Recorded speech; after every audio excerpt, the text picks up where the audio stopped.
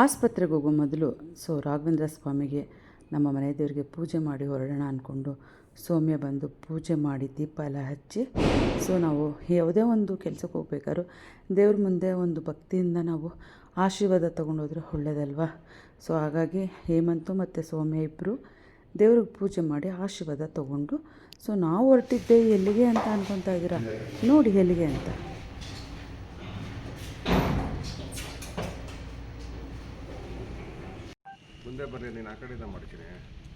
ನಿಜವಾಗ್ಲೂ ನನ್ನ ಮಗಳು ಎಷ್ಟು ಖುಷಿಯಿಂದ ಆಸ್ಪತ್ರೆಗೆ ನಗ್ನಗ್ತಾ ಬಂದಳು ಅಂದರೆ, ಇವತ್ತು ನನ್ನ ಮಗಳು ಬರ್ತಾಳೆ ಅನ್ನೋ ಆ ಖುಷಿ ಅವಳ ಮುಖದಲ್ಲಿ ನೋಡೋದಕ್ಕೆ ನಿಜವಾಗ್ಲೂ ಖುಷಿ ಅನ್ನಿಸ್ತಿತ್ತು.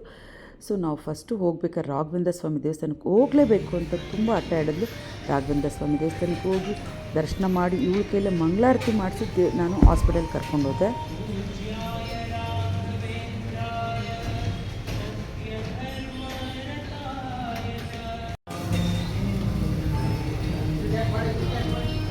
ದೇವಸ್ಥಾನ ಮುಗಿಸ್ಕೊಂಡು ಮತ್ತೆ ನಾವು ಕಾರಲ್ಲಿ ಕೂತ್ಕೊಂಡು ವಿಜಯನಗರ ಹತ್ರ ಇರೋ ಒಂದು ಕ್ಯಾಂಗ್ರೋ ಕೇರ್ ಹಾಸ್ಪಿಟಲ್ಗೆ ಹೋದ್ವು.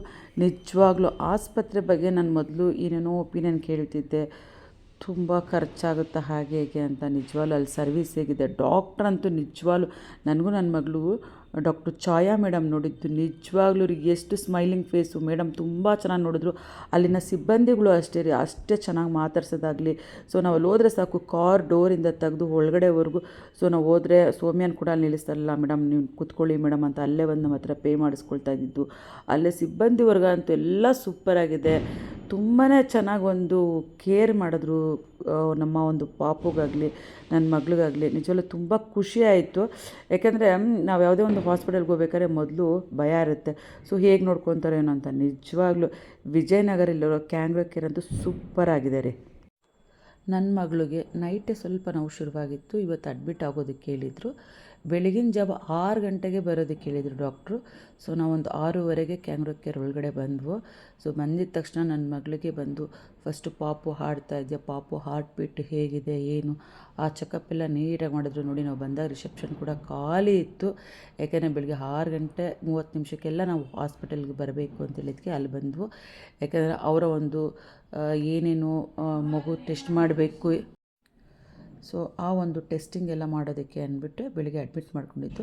ನೋವು ಬರೋದಕ್ಕೆ ಅಂತ ನನ್ನ ಮಗಳಿಗೆ ಬಂದು ಇಂಜೆಕ್ಷನ್ ಮಾತ್ರೆ ಎಲ್ಲ ಹಾಕಿದ್ರು. ಆದರೆ ಏನೋ ನನ್ನ ಮಗಳಿಗೆ ನೋವೇ ಬರಲಿಲ್ಲ. ಅಲ್ಲಿ ಕ್ಯಾಂಗ್ರೋ ಕೇರಲ್ಲಿ ಆ ಟಿಫನ್ನು ಮತ್ತು ಊಟ ಅದೆಲ್ಲ ಅವ್ರದ್ದೇ ಒಂದು ಪ್ಯಾಕೇಜ್ ಇತ್ತು. ನಾವು ಅಡ್ಮಿಟ್ ಆದಮೇಲೆ ಮಗಳಿಗೆ ಒಂದು ಇಂಜೆಕ್ಷನ್ ಹಾಕಿ ಇಡ್ಲಿ ಕೊಟ್ಟರು, ಇಡ್ಲಿ ತಿನ್ನಿಸಿ ಅಂತ. ನೋಡಿ, ನಾನು ಸೌಮ್ಯಗೆ ಇಡ್ಲಿ ತಿನ್ನಿಸ್ತಾ ಇದ್ದೀನಿ. ಯಾಕೆಂದರೆ ತುಂಬ ಜನಕ್ಕೆ ಒಂದು ಇಂಜೆಕ್ಷನ್ ಮಾತ್ರೆ ಹಾಕಿದಾಗ ನೋವು ಬರುತ್ತಂತೆ, ಆದರೆ ನನ್ನ ಮಗಳಿಗೆ ನೋವೇ ಬರಲಿಲ್ಲ.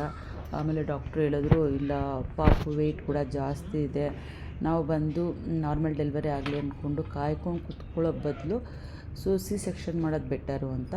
ಸರಿ, ಇಲ್ಲ ನೋಡೋಣ, ಮಗು ತಲೆ ಕೆಳಗಡೆ ಬಂದರೆ ಖಂಡಿತ ನಾರ್ಮಲ್ ಡೆಲಿವರಿ ಮಾಡ್ತೀನಿ ಅಂತ ಮತ್ತೆ ಛಾಯಾ ಮೇಡಮ್ ನಮ್ಗೆ ಹೇಳ್ಬಿಟ್ಟು ಮತ್ತೆ ನಮ್ಮ ಮಗಳಿಗೆ ಇನ್ನೊಂದು ಮಾತ್ರೆ ಕೊಟ್ಟರು ಪೇನ್ ಬರೋದಕ್ಕೆ ಅಂತ.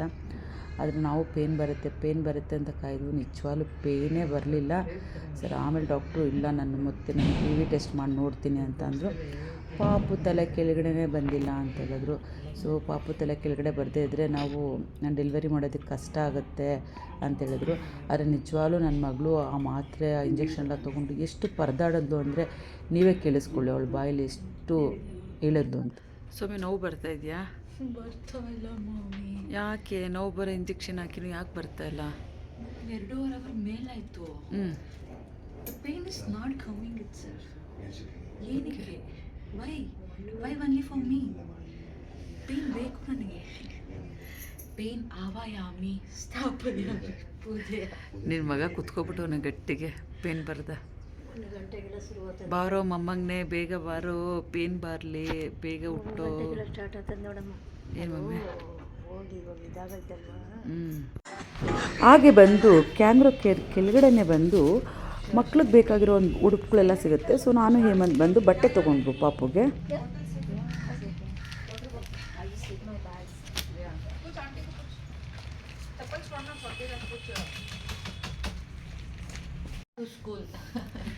ನೋಡಿ, ನನ್ನ ಮಗಳನ್ನ 2 ಜೋಡೆ ಹಾಕ್ಕೊಂಡು ಇವಾಗ ಆಪ್ರೇಷನ್ ಥಿಯೇಟ್ರ್ ಕರ್ಕೊಂಡು ಹೋಗ್ತಾರೆ.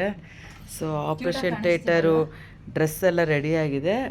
ಸೊ ಸೌಮ್ಯ 2 ಜಡೆ, ಬದನೆಕಾಯಿ ಜಡೆನಾ ಉದ್ದ ಜಡೆನಾ? ಯಾವ ಜಡ ನೋಡ್ಬೇಕು, ಇವ್ರಿಗೆ ಯಾವ್ದು ಬರ್ತದೋ ಗೊತ್ತಿಲ್ಲ. ಸೊ ನಾನು ಜಡೆ ಕಟ್ಬಿಟ್ಟು ಇಷ್ಟೇಷ್ಟು ಮಾಡಾಕ್ತಿದ್ದೆ, ಬೇಡ ಬೇಡ ಬೇಡ, ಅದು ಚೆನ್ನಾಗಿರಲ್ಲ. ಬದನೆಕಾಯಿ ಜಡೆ ಅಂದ್ಬಿಟ್ಟು. ಪೋನಿಟೇನ್ ಹಾಕ್ತಾರೆ ಅನ್ಸುತ್ತೆ. ಹೌದಾ? ಎಣಿತವ್ರೆ ಸ್ವಲ್ಪ. ಕೂದಲು ಇನ್ಸ್ಪೆಕ್ಷನ್ ಆಗಬಾರ್ದು ಅಂತ. ಆಪ್ರೇಷನ್ಗೆ ಕರ್ಕೊಂಡು ಹೋಗ್ಬೇಕಾದ್ರೆ ಅವ್ರ ಫೋಟೋ ಕಲರ್ ಪ್ರಕಾರ ಸೊ 2 ಜಡೆ ಹಾಕಿ ಆ ಒಂದು ಕ್ಯಾಪೆಲ್ಲ ಹಾಕಿ ಹೇರ್ಗೆ ಕರ್ಕೊಂಡು ಹೋಗ್ಬೇಕಂತೆ. ಸೊ ಡ್ರೆಸ್ಸೆಲ್ಲ ಚೇಂಜ್ ಮಾಡಿಸೋದಕ್ಕೆ ಅಂದ್ಬಿಟ್ಟು ಸಿಸ್ಟರ್ ಬಂದಿದ್ದರು. ಸೌಮ್ಯ ಮಾತಾಡ್ಬೇಕಾದ್ರೆ ಅವ್ರು ನಗ್ತಾನೆ ಇದ್ರು. ಎಷ್ಟು ಚೆನ್ನಾಗಿ ಮಾತಾಡ್ತಾ ಇದ್ದೆ ಸೌಮ್ಯ, ಎಷ್ಟು ನಗಿಸ್ತಾ ಇದ್ದೆ ಅಂತ. ಅದ್ರ ಜೊತೆಗೆ ನೋಡಿ ಸೌಮ್ಯ ಹೇಮಂತ್ ಇಬ್ಬರು ಕುತ್ಕೊಂಡು ಲೂಡ ಯಾಕ್ಚಿನಿ ಅಂದರೆ ಮಮ್ಮಿ ನಂಗೆ ನೋವು ಬಂದಿಲ್ಲ ಮಮ್ಮಿ, ನನ್ನ ಪಾರ್ಟ್ ಬರ್ತಾರೆ, ಅದಕ್ಕೆ ಲೂಡ ಆದರೂ ಆಡ್ತಾರೆ. ಇನ್ನೇನು ಮಾಡಿ? What guys, what shall I? ಏನು ಸ್ಟ್ರಾಂಗ್ ಬೇಬಿ ಮಾ ನೀನು, ನೋವು ಇಂಜೆಕ್ಷನ್ ಹಾಕಿನೂ ನೋವು ಬರ್ತಲ್ಲ. ಹಾಂ, ರಾಜವಂಶ ತಗ್ಗದೇ ಇಲ್ಲ. ಪುಷ್ಪ ನೋಡ್ರಿ ನನ್ನ ಮಗಳ ಕತೆ ಹೆಂಗೈತೆ. ಆಸ್ಪತ್ರೆ ಕುತ್ಕೊಂಡು ಹೇಮಂತ್ ಜೊತೆ ಲೂಡ ಆಡ್ಕೊಂಡು ಎಲ್ಲ ಮನೆ ಕಳಿಸ್ಬಿಟ್ಟು ಒಂದು 5 ನಿಮಿಷ ಇನ್ನು 1 ಅವರ್ ಕರ್ಕೊಂಡು ಹೋಗ್ತಾರೆ ಆಪ್ರೇಷನ್ ಥಿಯೇಟರ್ಗೆ.